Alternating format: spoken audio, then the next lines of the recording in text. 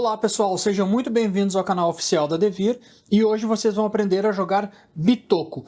Esse jogo aqui, onde o grande espírito da floresta está se aposentando e nós, como os espíritos atarefados, temos que provar ser digno de tal posição.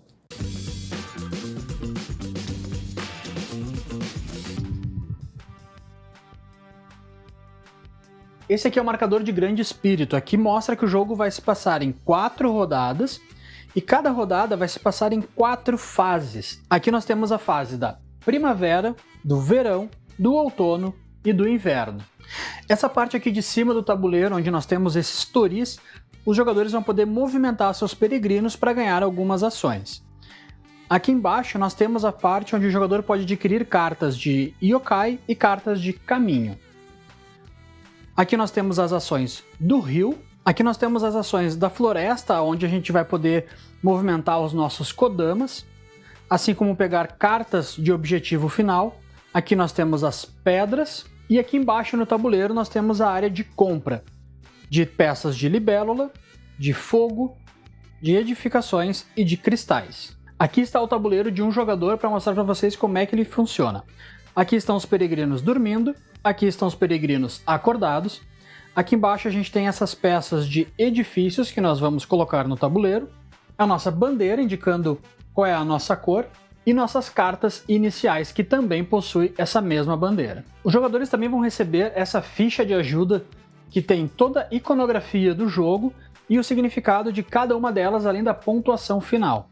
Agora a gente vai passar aqui por essas fases e mostrar brevemente como o jogo funciona. A primeira fase, que é a fase da primavera, os jogadores então vão comprar cartas. Os jogadores vão pegar todo o seu deck de cartas, comprar 4 cartas, e dessas cartas ele deve eliminar uma para ficar apenas com 3 cartas na mão. Aqui vai ser um monte de descarte, essa aqui vai ser as cartas que ele vai utilizar. Caso o jogador já possua uma peça de cristal que tenha este símbolo aqui com a mãozinha aberta, ele recebe esse recurso também no início dessa fase. Agora vamos mover para a fase do verão. Agora nessa fase os jogadores vão jogar um de cada vez, fazendo apenas uma de 4 possíveis ações. A primeira ação então vai ser jogar uma carta. O jogador vai escolher uma das suas cartas na mão e vai jogar em um destes 3 espaços aqui. Quando o jogador joga a carta, a primeira coisa que ele faz é desbloquear este dado. O conceito de dado bloqueado é que ele está aqui embaixo e não pode vir para o tabuleiro.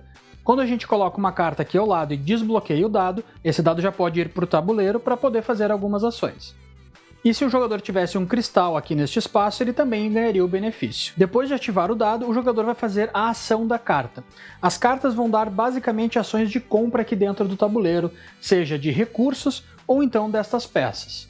Este símbolo aqui da libélula permite que o jogador pegue alguma peça que esteja aqui. Se tem a mão vermelha apontando para baixo, o jogador tem que pagar um recurso qualquer. Se não tiver nada embaixo, essa peça é de graça. E se não estiver mostrando essa mãozinha para baixo, significa que o jogador ganha um recurso da reserva. E essa peça o jogador vai pegar e vai trazer para o tabuleiro dele. Vai colocar aqui neste espaço. O jogador não faz estas ações até ele ter uma peça para colocar aqui do lado, que é justamente essa outra ação da carta. Aqui também o jogador vai escolher uma dessas peças que estão aqui, pagando o recurso que está mostrado aqui embaixo. Sempre que tiver um número associado ao recurso, é a quantidade dele que nós devemos pagar. Então aqui deveria pagar uma peça verde, que é esta aqui, e poderia levar então essa peça para o tabuleiro. Diferente da peça de libélula, o jogador faz imediatamente estas ações. O jogador então traz essa peça aqui para o tabuleiro dele, e ele pode imediatamente fazer a união dessas 2 peças. Quando faz a união das peças, então ele ativa essas 2 ações. Nós vamos passar por elas mais para frente, porque ela também vai estar no tabuleiro. Após unir as peças, o jogador pode deixar aqui ao lado. Sempre que a carta apresentar uma barra, significa que é uma ou outra. Essa aqui deixa a gente construir ou comprar cristais. Ao baixar essa carta, ativamos. Então o jogador pode construir um edifício, ele vai pagar o recurso deste edifício, que é uma madeira, pagaria o recurso para o estoque, e agora ele vai escolher um dos edifícios que estão aqui para construir. Note que esse aqui é um edifício vermelho, então ele deve ir numa área vermelha do tabuleiro. No tabuleiro nós temos 5 áreas de construção, sendo estas 2, esta aqui em cima e mais essas 2. Como o edifício que o jogador escolheu é vermelho, ele deve construir em uma área vermelha. Então o jogador escolhe construir aqui e coloca o marcador dele para indicar que essa construção é dele. Imediatamente vai executar essa ação e aqui nós temos o valor mínimo para ativar essa construção. Se o jogador tivesse usado essa carta para comprar cristais, então ele vai ver exatamente se tem algum custo o cristal que ele quer.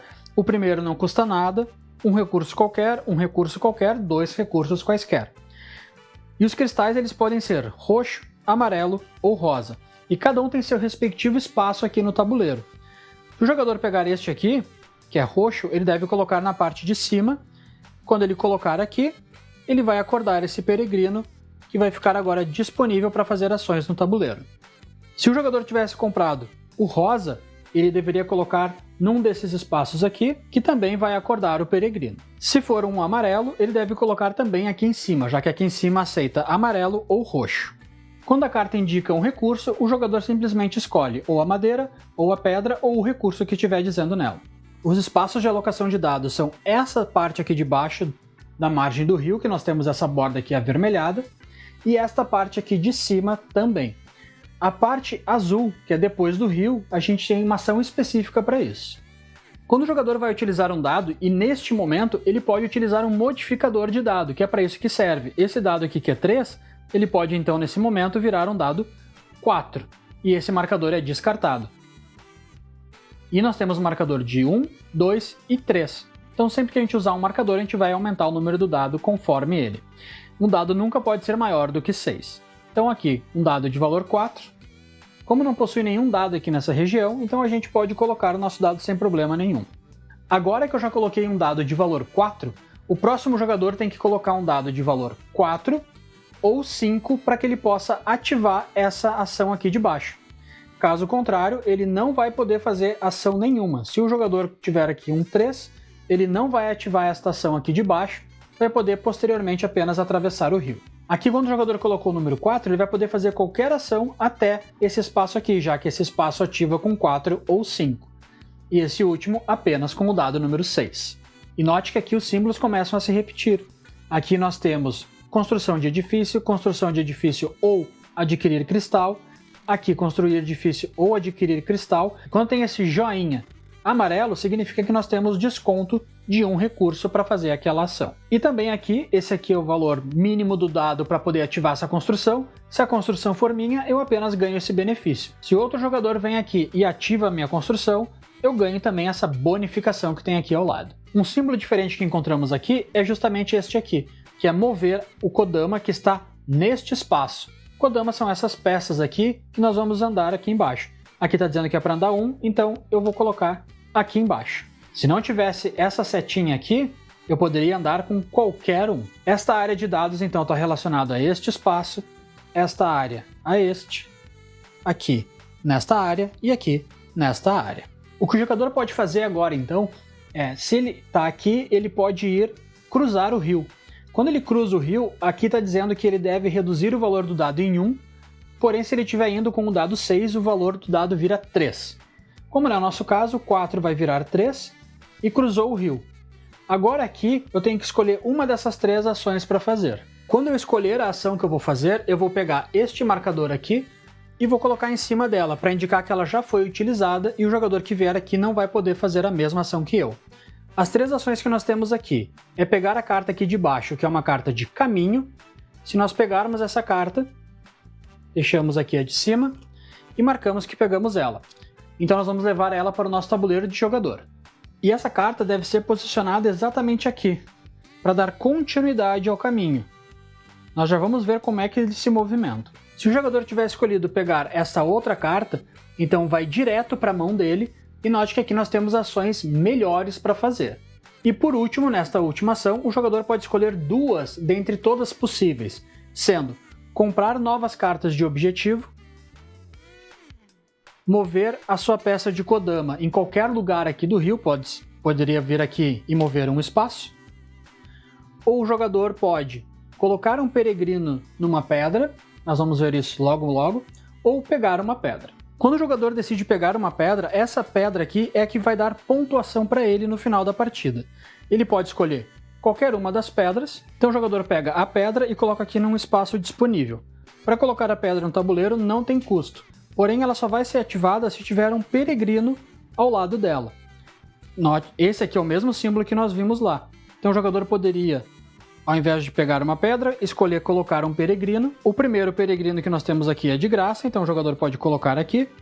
A partir do próximo peregrino que ele coloca, vai ter o custo. Note que tem a mãozinha apontando para baixo vermelha, indicando pagar um recurso qualquer para poder colocar assim. Agora sim essas peças de pedra estão ativadas, porque nós temos peregrinos ao lado, e eles vão servir de multiplicadores para a pontuação final. O jogador pega o seu dado e pode vir aqui nesses espaços para ganhar o benefício que está aqui, como modificador de dado e movimentação, modificador de dado e recurso. E aqui não tem restrição de valor, o jogador pode vir com qualquer número. Agora nós vamos falar da ação de movimento. Para cada bengala nós vamos poder fazer um de movimento. Vamos pegar um dos nossos peregrinos ativos. Com o primeiro ícone de bengala, o jogador pode colocar o seu peregrino ativo nesta parte aqui. Ele pode escolher em qualquer um desses lados do portão. A partir de agora, para cada bengala que ele tiver, ele pode fazer a movimentação deste peregrino. Quando ele chega numa bifurcação, o jogador pode então subir ele ou seguir adiante. Se ele subir aqui, nesta torre, ele vai imediatamente ganhar o benefício que está aqui. Se ele subir aqui neste tori, ele vai ganhar o benefício que está aqui, mais o benefício dessa peça que está aqui. Note que para ele poder atravessar essa ponte, a gente precisa ter andado lá na nossa carta de caminho. Como uma ação de movimento, o jogador pode pegar a peça e colocar aqui, que imediatamente vai dar essa bonificação para ele. Para passar pela primeira ponte, o jogador já deve ter se movimentado por uma carta, e para passar pela segunda ponte, por 2 cartas. Outra ação do jogo é justamente passar a vez. Depois que todos os jogadores passaram a vez, a gente vai para a fase do outono, que é decidir a nova ordem de turno. Ela é decidida por quem tiver a maior soma dos dados nesta região. Então aqui o roxo tem 5 e o amarelo tem 1. Neste caso, o roxo vai ser o primeiro jogador, o amarelo o segundo.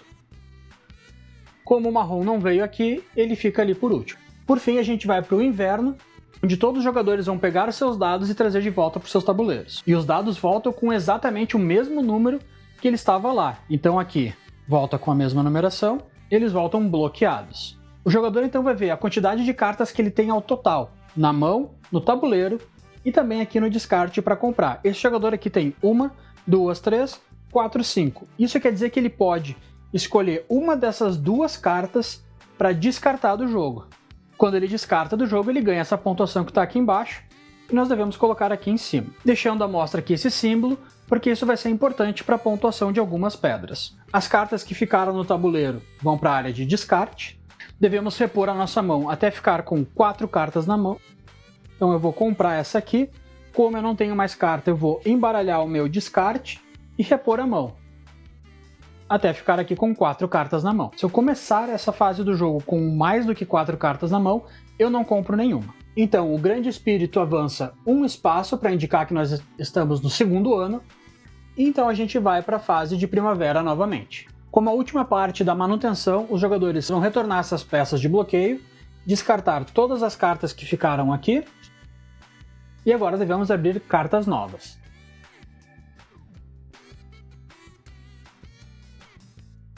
Essas peças aqui embaixo, todas que estão encostando nesse fogo, elas são descartadas da partida. Então nós devemos deslizar as peças, então abrir novas peças aqui para compra.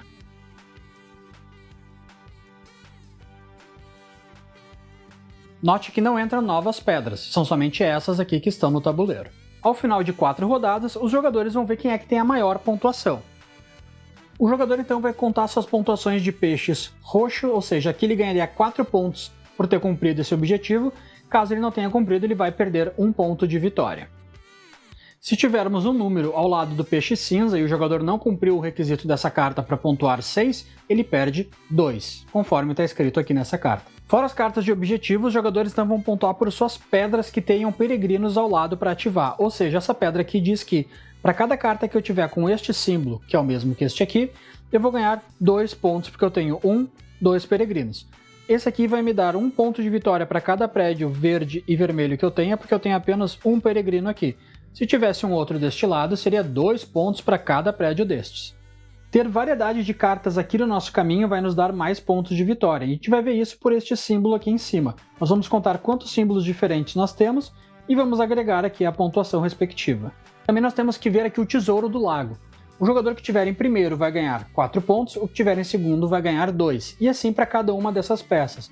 Primeiro colocado 5 pontos, segundo colocado 3, terceiro colocado 1 ponto de vitória. O jogador que terminou a partida em primeiro colocado aqui na ordem de turno recebe 3 pontos de vitória.